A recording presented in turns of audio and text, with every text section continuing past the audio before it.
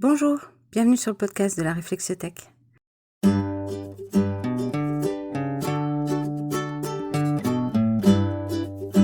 Je suis Gwenaëlle et je vous présente Mission Famille, mon podcast sur la gestion de l'absence pour les familles de militaires. On se retrouve aujourd'hui pour le premier vrai épisode de cette série et je suis très heureuse de commencer cette aventure avec vous, même si là, clairement, je suis toute seule face à mon micro.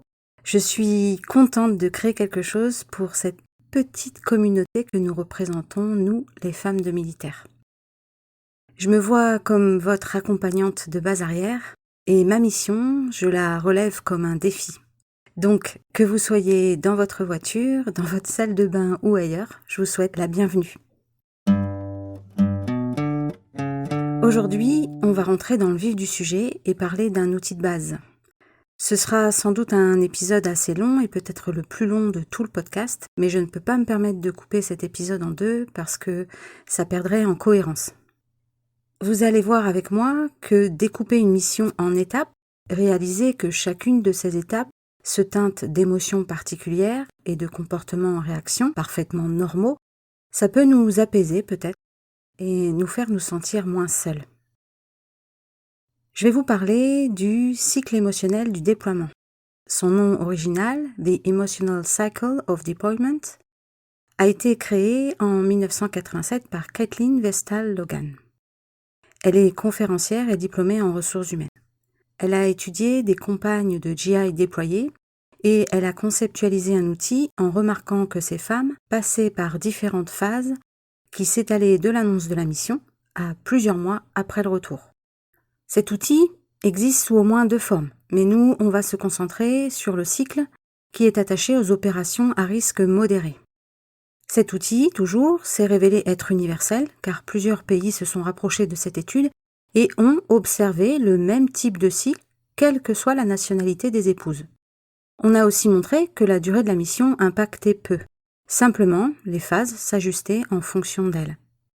Il est indicatif, c'est-à-dire que les phases que nous allons évoquer ici ne sont ni des règles, ni des passages obligés, mais des possibles. Son utilité, c'est de pouvoir visualiser et normaliser un processus naturel dû à la séparation. Pour vous présenter ce cycle, qu'il m'arrivera sans doute d'appeler plusieurs fois le cycle de l'absence, parce que je vais être plus rapide, je vais épaissir un peu mon propos et j'ai choisi de coupler le travail de Madame Vestal Logan, qui était plutôt orientée épouse, avec celui de Daniel G. Amen et de ses collègues, médecins dans l'armée américaine, qui eux se sont intéressés aux étapes du cycle pour les enfants. Vous le verrez, il y aura des similitudes dans les émotions, mais forcément pas toujours dans la façon de les exprimer. En plus, le parent devra traverser lui-même ces étapes et aider ses enfants à vivre et accueillir leurs émotions, qui, vous le verrez, peuvent être assez éprouvantes. On passe tout de suite à l'étape 1, qui s'appelle l'anticipation de la perte et qui correspond à l'annonce du départ. C'est une étape clé. C'est la première, on pourrait la négliger en se disant que le plus dur, ce sera vraiment le départ. Et pourtant, cette phase de préparation, elle fait déjà partie de la mission famille. Un manque de préparation, un déni des problèmes, peut colorer les humeurs pour le reste de la mission. Mal préparer le départ, éviter les discussions, se couper de ses émotions, à vrai dire, ça n'augure rien de bon pour la suite. C'est une période qui est pour tout le monde remplie d'ambivalence.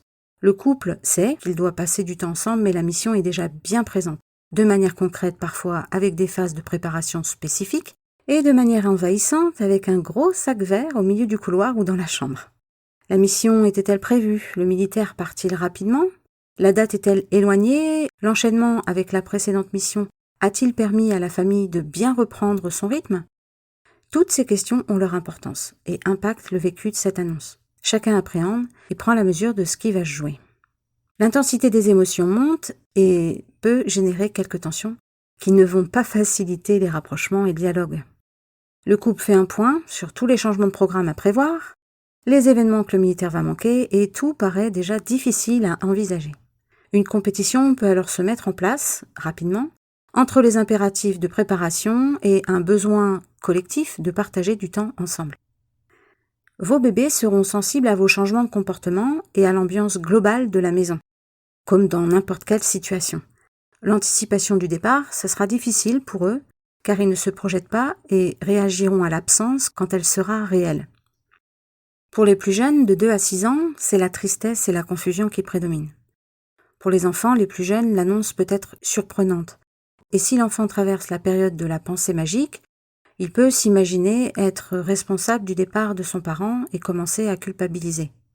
L'angoisse de séparation refait surface, le transforme en petit pot de colle, il va chercher à attirer l'attention de ses parents, particulièrement de celui qui part, et commencer à devenir un petit peu irritable lui aussi. Entre 6 et 12 ans, la conscience des choses est plus présente. La verbalisation de ses émotions, si c'est dans son tempérament, aussi. Tristesse, colère, angoisse. À cet âge aussi, il peut commencer à avoir des inquiétudes quant à la sécurité de son papa et au but de la mission. On observe parfois des régressions dans le comportement. Il peut refaire des crises de colère et vouloir s'accrocher à son parent plus que d'habitude. Il peut aussi, à l'inverse, s'en tenir complètement éloigné.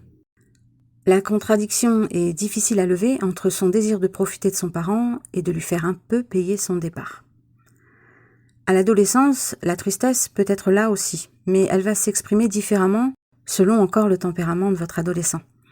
Certains vont se renfermer dans leur bulle, vont rester sur la réserve et n'exprimeront pas grand-chose. D'autres seront dans le déni, ça me fait rien, je vois pas le problème. L'adolescent peut profiter de cette annonce pour prendre du recul vis-à-vis de sa famille et de son parent. Il va alors surinvestir ses relations amicales. Rien d'anormal pour cette tranche d'âge. Il n'est pas impossible que vous ayez des ados encore plus créatifs, contradictoires à souhait, ou juste en mesure d'exprimer leurs émotions vis-à-vis de l'annonce du départ. Ce qu'on a à l'esprit, c'est que malgré l'expérience potentielle de certains de ces adolescents, qui n'en sont pas forcément à leur première séparation, chaque mission est différente et sera vécue de manière unique. Cette première phase du processus va nécessiter l'ouverture d'un dialogue. L'organisation administrative de l'absence, on le verra plus tard, avec beaucoup de contradictions dans les ressentis. C'est une étape du cycle qui peut dérouter par son côté paradoxal, car de prime abord, on pourrait s'attendre à ce que l'annonce pousse la famille à fusionner, encore plus avant le départ. Elle va laisser place à la deuxième phase, juste avant le départ, la phase de distanciation, qui s'étale sur les dernières semaines, voire les derniers jours avant le départ. On va faire un petit focus sur notre militaire, qui peut plonger dans une forme d'engourdissement émotionnel. Il n'est pas parti, mais il est déjà plus là. En fait, vous le sentez de plus en plus indisponible. Ce mécanisme est normal, c'est un mode de protection du militaire qui intègre sa mission et qui l'aide à gérer son stress. En fait, il met en veille ses affects et se protège de ceux de ses proches, ce qui va lui permettre d'atténuer l'impact des témoignages émotionnels de son entourage. Cette phase d'engourdissement peut s'accompagner d'un repli sur soi ou d'une focalisation sur sa préparation physique. Je me souviens de compagnes qui me racontaient que leurs militaires pouvaient être pris d'une fièvre acheteuse, montres GPS, baskets et gadgets divers et variés. D'autres s'isolaient complètement sur une console au lieu de se tourner vers leur famille. Chacun a sa façon de se protéger. En tant que conjointe, d'ailleurs, nous aussi on commence à prendre nos distances pour se protéger et puis tenter de laisser partir notre militaire dans un climat quelque peu serein. On est partagé entre la peur du départ et l'envie paradoxale qu'il ait lieu. L'attente et la communication sont devenues parfois difficiles, ça génère de l'épuisement, voire de l'irritabilité encore en plus. À la fin, c'est normal, il y a des petites tensions et quelques disputes même peuvent avoir lieu. Il faut reconnaître que c'est beaucoup plus simple de séparer quand on a passé les derniers jours à se disputer. Pendant cette phase, les enfants en âge d'avoir compris et anticipé le départ vivent sensiblement les mêmes contradictions et ça peut être intense pour eux car ils oscillent entre un mélange de rejet, parfois explosif, et un besoin de fusion avec le parent qui part. C'est pas évident pour la famille de laisser partir le militaire, il semble que les émotions soient trop à fleur de peau pour s'exprimer correctement. Plus tard, et c'est ce qu'on attendait tous, le départ a lieu. On appelle cette phase la phase 3 de désordre émotionnel. C'est la moins agréable de toutes, mais elle ne devrait durer que quelques jours, voire 2 semaines, 3 semaines. Moi, c'est ce que j'appelle une tornade intérieure, parce qu'on se sent envahi par plusieurs sentiments de détresse, de tristesse, l'impression d'être complètement dépassé, abandonné. Encore une fois, plein d'émotions nous assaillent, de la solitude à la culpabilité, à la colère et à la peur. Si on a des enfants, on va servir de paratonnerre, on le sait, on le sent, et bien souvent, ça arrive. On peut en vouloir aux militaires de nous laisser assumer tous les rôles à la maison et devenir encore plus irritable. Épuisé avant même que ça commence vraiment, on risque de lever le pied sur les routines et les règles le temps que l'orage passe. De toute façon, tout ce qui arrive, c'est la faute du militaire. On va pallier aux événements avec les outils dont on dispose et nos préférés. Râlerie, pâte au beurre, fast-food, multiplication des haltes au square, nounou, cododo, DVD, parfois consommation d'alcool, s'il vous plaît avec modération, vidange de pots de glace au chocolat, surprotection des enfants ou éloignement affectif. En fait, même provisoirement, on agit un peu de manière mécanique. La gestion de notre état émotionnel, couplée parfois à quelques premiers imprévus, à gérer, ça fait déjà beaucoup. Cette phase peut laisser apparaître des symptômes dépressifs, comme notamment des modifications dans l'appétit, la qualité du sommeil, l'envie de bouger, d'agir. On y reviendra d'ailleurs plus tard. Pour les enfants, les émotions principales qui vont s'exprimer sont la tristesse, le sentiment d'abandon et la confusion face aux changements dans les routines. Il peut y avoir, chez les plus sensibles, on le disait déjà tout à l'heure, des changements dans le comportement, dans l'appétit, le sommeil, le retour des pipis au lit. On observe un effet de balancier, parfois entre un comportement très responsable et un autre complètement immature. Au fil des études que j'ai lues, il s'avérait intéressant de distinguer les différences selon l'âge, mais aussi selon le sexe de l'enfant. L'absence du père constitue une épreuve et a des effets préjudiciables sur de nombreux enfants. Entre 3 et 5 ans, c'est la période la plus sensible à l'absence du papa. Encore davantage si c'est un petit garçon. Entre 6 et 12 ans, les petits garçons toujours, peuvent renforcer des comportements hyper masculins ou d'agressivité. Papa aussi parfois faisait figure de copain, et c'est une séparation compliquée. Il peut se sentir coupable et même craindre que ses parents soient définitivement séparés. Le grand garçon, lui, va se comporter en petit homme à la maison. Et d'ailleurs, chez les aînés, garçons, adolescents, on a noté une tendance à se sentir responsable de la maison et ou du bien-être de sa maman. On évoque le phénomène de parentalisation, dont j'aimerais beaucoup reparler un jour dans un article consacré sur la réflexiothèque.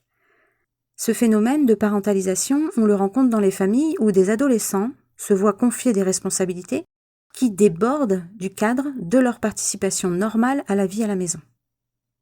Certains adolescents peuvent adopter des comportements à risque, voire rencontrer des problèmes à l'école. Ils peuvent exprimer un rejet total de l'autorité. Ces problèmes de contrôle peuvent être dus à l'absence du père et au fait que l'ado se dit que personne n'est là pour l'en empêcher.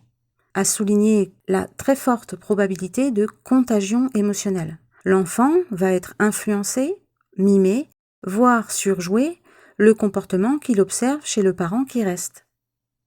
Après une période qu'on peut dire un peu chaotique, les débordements laissent place au calme et à votre instinct de survie. La phase 4 est dite de stabilisation et c'est la période la plus longue du cycle de l'absence. Et oui, tout le monde peut reprendre le dessus, tout le monde peut faire face, chacun à sa manière et le climat va s'apaiser. Cette phase durera plusieurs semaines jusqu'à se projeter dans le retour. En couple, même si des difficultés de communication liées au contexte peuvent persister, on a le sentiment à nouveau de maîtriser les événements. Le conjoint reprend confiance en lui, on remet en place des routines, on redevient plus indépendant et on se sent autonome. Les enfants, mimétisme toujours, si l'autre parent reprend le contrôle, on passera pour lui aussi par une phase de stabilisation. Il se dira que tout le monde a l'air d'aller bien et qu'il se sent rassuré. Le rythme est pris, les routines rassurent, et pour les ados, il peut un peu se plonger dans sa bulle et faire un peu moins de bruit. À l'ouest, rien de nouveau. Cette phase, c'est celle où on change des règles parfois, ou alors qu'on décide d'une nouvelle organisation qu'on aura envie de garder, ou du mal à changer lors du retour du soldat. Elle rassure le conjoint qui reste sur sa capacité à inventer, à tenir, et à investir sa mission famille. On passe ensuite à la phase 5 qui s'appelle « Anticiper le retour ». Il s'agit des semaines qui précèdent le retour. Et là, l'agitation et le stress se réinvitent dans la famille. Concernant le militaire, l'armée américaine a identifié le Short Timer Syndrome. Le commandement est attentif à cette période juste avant la fin de la mission qui correspond à une baisse du moral, une augmentation de l'anxiété et un retrait de l'engagement au combat. Le militaire va commencer à se désinvestir de sa mission avant la fin effective de celle-ci. C'est un phénomène qui se rencontre dans de nombreuses professions, notamment médicales, quand on accumule de longues périodes de garde. C'est aussi ce qui peut se passer quand on démissionne ou qu'on quitte un travail, on néglige un peu les derniers jours passés au poste qu'on s'apprête à quitter. Pour le conjoint, c'est un mélange de peur et d'espoir, de stress et d'attente. On se demande si on a pris les bonnes décisions, on se demande si on s'est éloigné et comment va se passer ce retour. Les questions angoissent. Pendant cette phase, la solitude redevient aussi pesante. On passe de l'agitation à la crainte. Alors, l'attente du retour, c'est une source d'excitation positive et de stress aussi pour les enfants. Chacun se créera son petit programme intérieur en imaginant comment vont se passer les retrouvailles. L'enfant va dessiner quelques attentes vis-à-vis de son parent, surtout s'il lui prépare une surprise. Chez l'adolescent, selon sa personnalité, du ressentiment peut persister. Il peut s'isoler et parfois même refuser de participer aux préparatifs du retour. On passe maintenant à la phase 6, l'avant-dernière, qui correspond au premier jour du retour. En général, pas de surprise, le moment des retrouvailles, c'est un grand soulagement. On est dans l'excitation et on savoure. Ça peut ressembler à une lune de miel les premiers jours, mais ça peut aussi nécessiter un peu de temps pour être à nouveau parfaitement à l'aise. C'est une phase intermédiaire, pendant laquelle on s'observe, on se jauge, on se scrute, parfois à la recherche d'intimité, on redécouvre l'autre. Le conjoint qui est resté tient encore un peu les rênes. Le retour à la vie normale va prendre un peu de temps, et le relais se mettra en place tranquillement. Les choses se sont organisées sans le militaire, ça va continuer. Le militaire peut avoir encore un pied dans sa mission et avoir du mal à décrocher et continuer à entretenir des contacts avec ses collègues qu'il a noués pendant la mission. Le bébé ne reconnaîtra peut-être pas son parent. Il agira en face de lui comme face à n'importe quel autre étranger, tout dépend de son attitude habituelle en de pareils cas. Apprendre à intégrer ou réintégrer un tiers dans son duo avec le parent qui s'occupe de lui habituellement, ça demande une phase d'observation dans les bras du parent qui en a pris soin pendant l'absence. Les tout petits enfants vont osciller entre deux comportements, l'évitement et la recherche de fusion, comme au moment du départ. Entre 1 et 2 ans, il peut se cacher ou mal réagir à une demande d'affection trop rapide. L'enfant d'âge scolaire, s'il a expérimenté le départ comme un abandon, soit il testera les limites, soit il sera content que son parent rentre, il voudra lui montrer ses progrès, ce qui a changé pour lui, rattraper le temps perdu. Il va peut-être même se mettre à parler sans cesse, à lui poser des tonnes de questions, et il demandera beaucoup de routine avec le parent qui rentre. Ce qui peut ne pas être évident pour le papa, mais aussi pour la famille, car le militaire prend la vedette et il n'en a pas forcément envie. Ça peut aussi déconcerter le parent à la maison qui se dit qu'il a essuyé les plâtres pendant 4 mois, et que le militaire a le droit à toute l'affection et tous les égards que lui a la sensation de mériter. L'adolescent va peut-être attirer l'attention, mais il a sa manière à lui qui consiste à tester votre patience, et ça c'est une étape normale de son développement. Le repli sur soi, ou l'attitude hostile, voire des comportements à risque. De toute façon, l'adolescence, c'est l'expérimentation d'émotions contradictoires. La mission peut renforcer cet état. La réintégration sera progressive jusqu'à quelques semaines avant que le parent reprenne parfaitement sa place. Et ça, c'est la 7e phase, celle qui termine le cycle et qui signe la réintégration. Moi, je dis qu'on refait famille. Le nous revient dans les conversations et en langage militaire, on peut dire que la cohésion est retrouvée.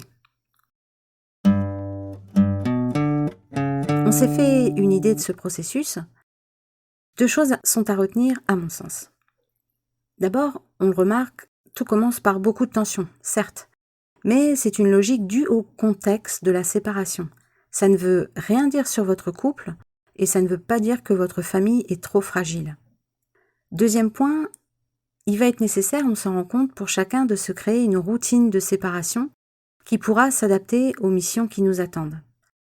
La première mission, ça peut être un rodage, et elle peut vous permettre de noter, d'identifier vos modes de fonctionnement respectifs, les réactions qui vous sont propres, et d'en parler tous ensemble.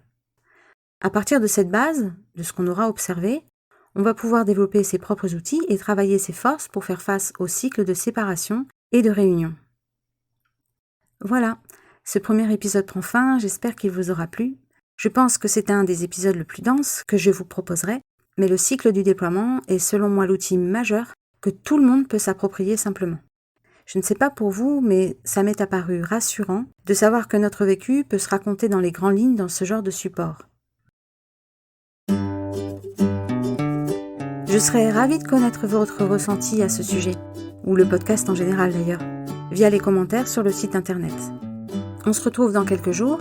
Après avoir décortiqué les cycles de l'absence, la prochaine fois, on va aborder la préparation et l'avant-départ un peu plus en détail. À bientôt!